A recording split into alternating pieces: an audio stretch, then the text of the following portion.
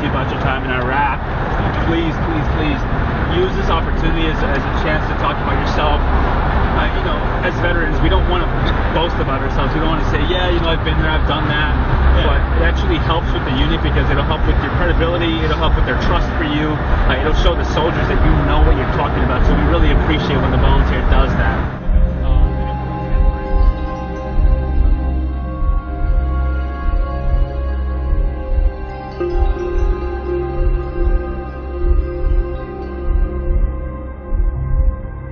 We went to the Anbar province in Ramadi.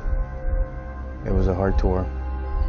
My friend Alex passed away by sniper fire, and the next day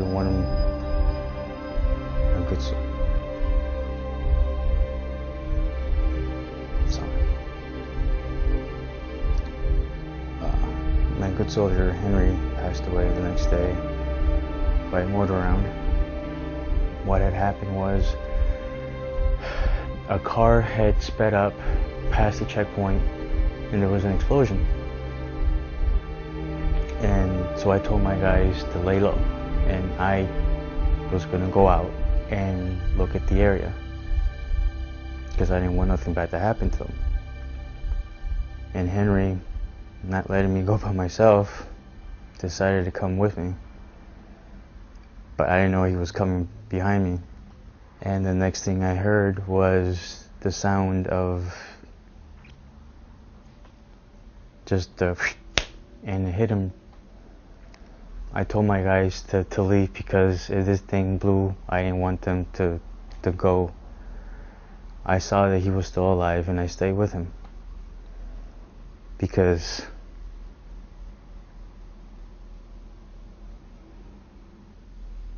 if he wasn't going to let me go alone, I wasn't going to let him go alone either.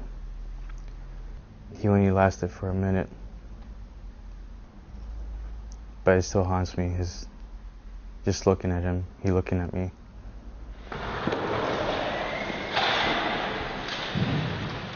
Because I kept a lot of stuff in, because with any soldier, I kept a lot of things for like 10 years and they erupted. To me, getting stuff out works wonders. It started in 2009. It got to the point where I started recognizing that I needed help, but I didn't want to leave the military. I wanted to seek medical attention where I wanted to see a therapist, but I didn't want what happened. I was med-boarded out because of PTSD, traumatic brain injury, and other stuff, my lower back. Definitely go to the hospital. I'm not hateful towards the Army or nothing like that. It's just, ever since I got out, it was difficult. So interestingly enough, Kevin was actually in the military before me. One of the reasons why I joined the military was because of his time in the service. However, he got out of the military and he went through some really hard times, maybe didn't make the best of decisions across that path that he was on. And when I left the military, he was in a really terrible state.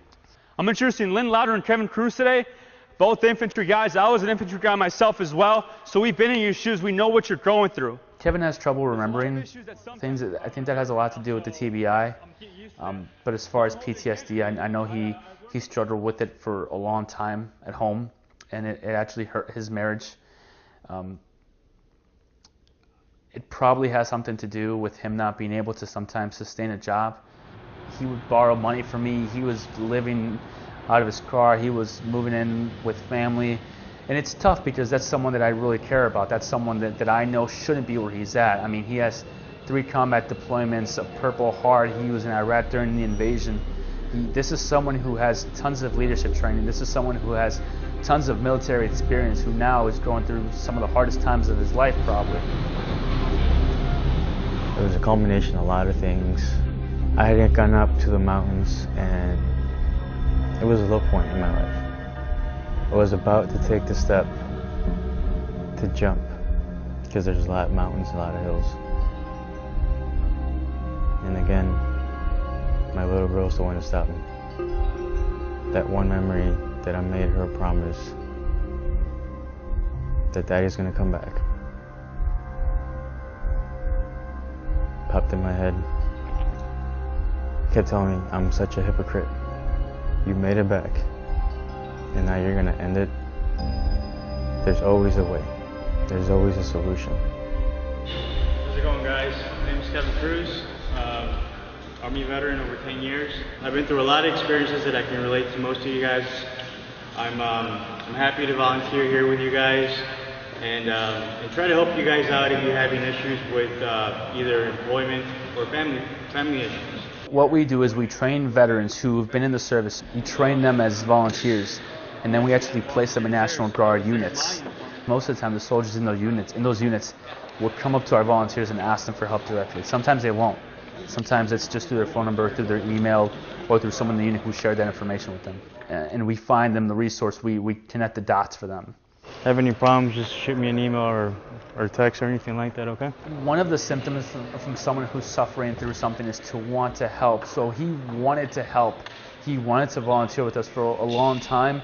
And I originally had some reservations, but to be honest, he's an upstanding individual. He's extremely smart. He's enrolled in college. So we brought him on as a volunteer. He applied a while back. We did the training for him, and we thought he'd be a great fit specifically with an infantry unit. I've lost a soldier through suicide. I didn't recognize the signs. I've been through, lost a soldier already in combat. Lost a wife. I've been going through relationship problems. I've been through losing kids. I know how these factors can play in your life. The employment, lost a job, had a hard time finding a job, having a hard time staying motivated. So I can be a resource. I want them to use me. We can help each other out.